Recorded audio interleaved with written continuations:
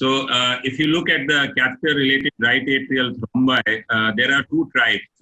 One is a RA thrombus, which is in transit. That means there is a clot along the catheter, and it just is transiting along the catheter into the right atrium. And the other one, which we want to talk today, is the CRAT, which is catheter-related right atrial thrombi. When you are looking at the CRAT, it is divided into two varieties. The type 1 CRAT is, or a type A CRAT is when the catheter, the thrombus is at the tip of the catheter, but it is loose and has got a very high embolic potential. The type B or type 2 CRAT is when the thrombus is attached to the wall of the right atrium and or to the SVC, and it is a fairly fixed thrombus. Those thrombuses are very difficult to take out by endovascular means, and surgery is probably the only answer if it requires to be removed. Now, once you are talking about the central vein stenosis, what we see in our practice, venous practice is about 20%. In my total practice would be around 8 to 10%.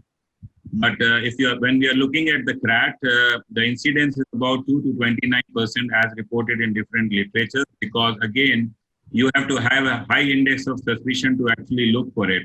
It is fairly common in patients who have a long indwelling catheters, but if you're not looking for it, you may actually look at only when it's creating complications. Mortality related to it, it's about 18% in hemodialysis patients and 40% in non-hemodialysis patients, which are our cardiac patients, where we have devices going in from there, or big leads, so multiple leads going from SVC into the RA, and the left ventricular functions and the right atrial functions are compromised. Now, once you look at the treatment options, it has to be individualized according to the extent of the intracardiac thrombus.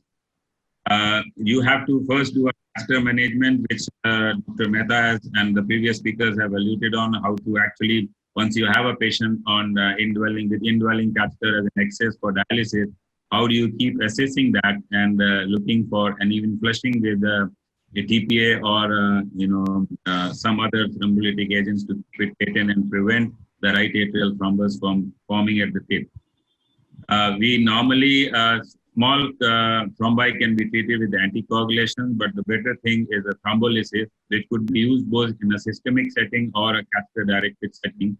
I'll be showing you some examples of the cases. The other management could be a surgical thrombectomy or a percutaneous endovascular thrombectomy. Now let's talk about thrombolysis. It is, as I told you, it is reserved only for type A thrombi or type A CRAT, where the thrombus is loose and it is not attached to the wall. The agents which can be used are streptokinase, urokinase, and RTPA for systemic lysis. But for when it comes to a local lysis, you have to use a fibrin selective agent, which are only urokinase or RTPA or T-place. Advantage is that they are fibrin specific and they have a very short life, and they do not contraindicate any surgical embolectomy or a surgical procedure in case it is required.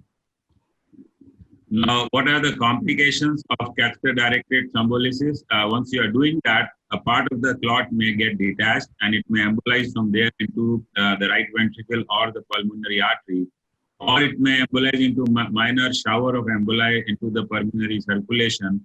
But this is not much of a problem, because if you continue with lysis, most likely these thrombi are going to be subsequently lysed and the patient is going to do well, unless it's a big thrombus which has been embolized. The previous reports have not been very good on these techniques, but this is an old literature, so an old presentation, so we'll not talk about it.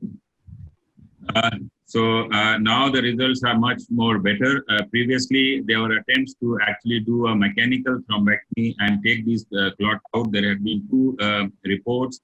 In both these reports, the outcomes had not been good, and therefore this procedure was abandoned and not developed further for many years.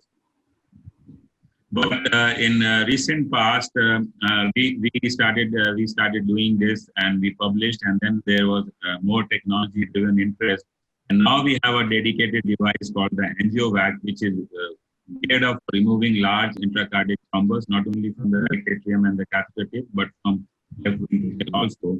But this device is not available in the country, and the disadvantage of this device is it sucks out a lot of blood.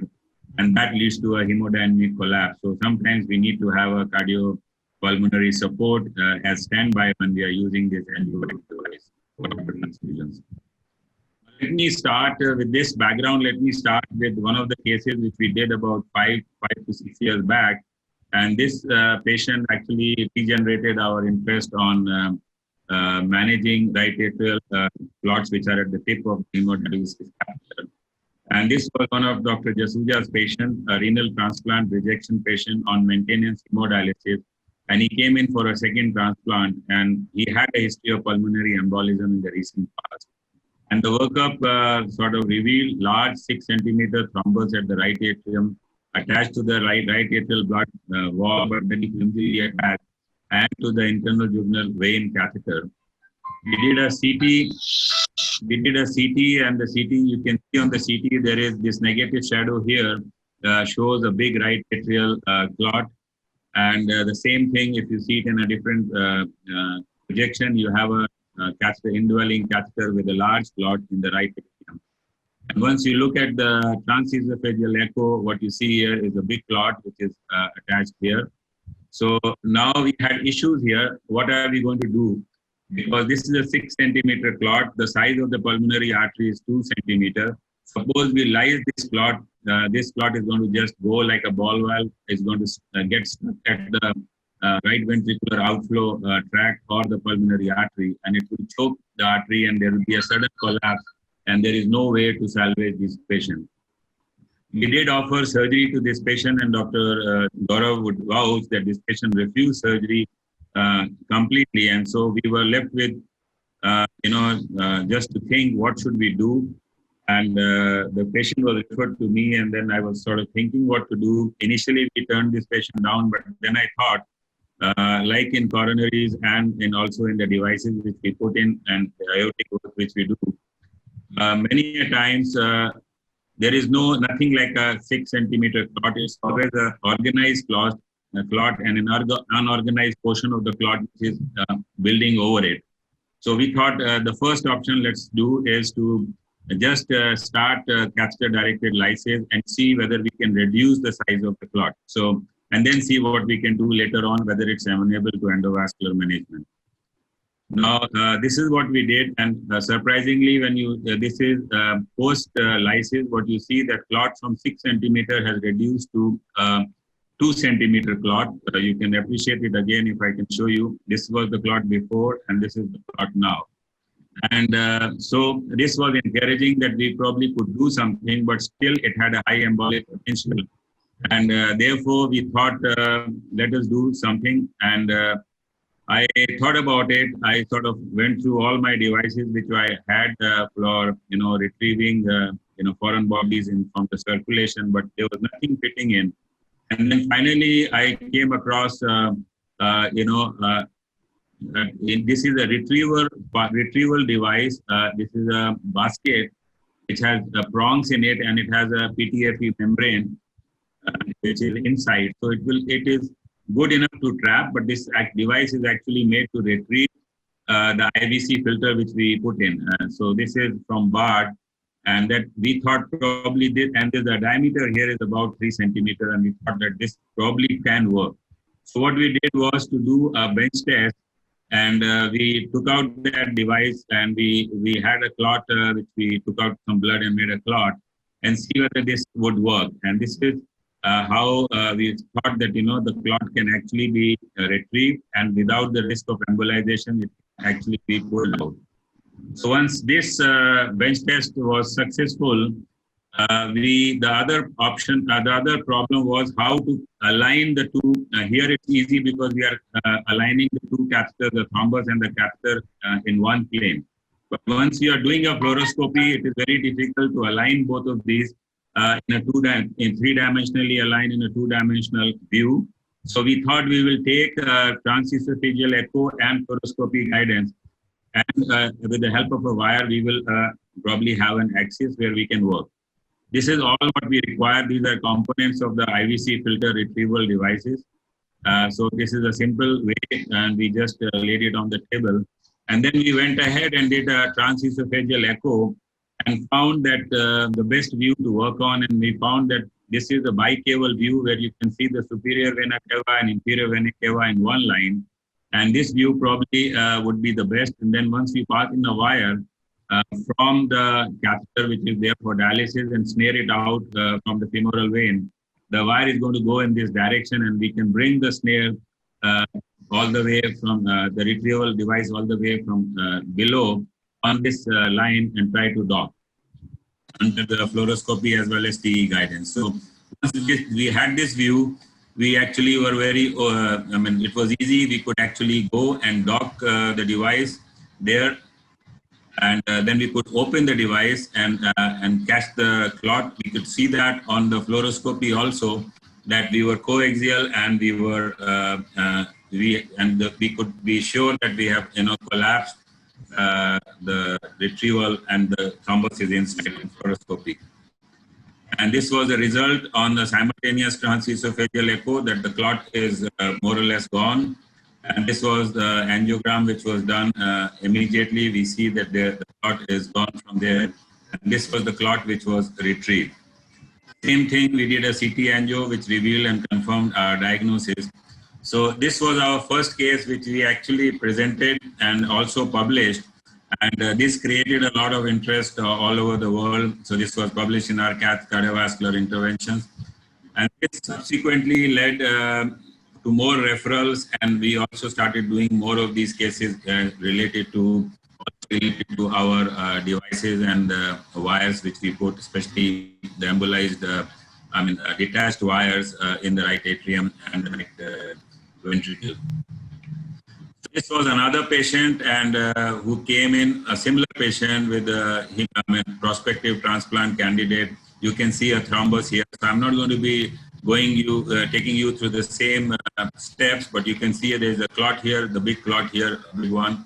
And you can see while we were doing it, whenever we are doing and trying to do something, we pushed in some air. So here, this is the pulmonary artery, which you can see with a little bit of air. That doesn't matter.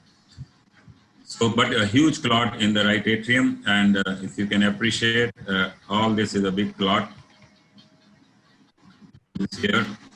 So, and if you see this, you would see this on a transesophageal echo. You can see the clot. You can see it's almost obstructing the tricuspid valve, and it is sort of flip-flopping across the tricuspid valve and has a very, very high embolic potential, CRAT A. So again, this is in a different view. And so we went ahead and started the same strategy. First was to do a thrombolysis to reduce the size of the clot. And you could see that the clot size is definitely reduced. You can, if you remember the previous picture, this is the clot size now, and I'll probably show you the clot size earlier.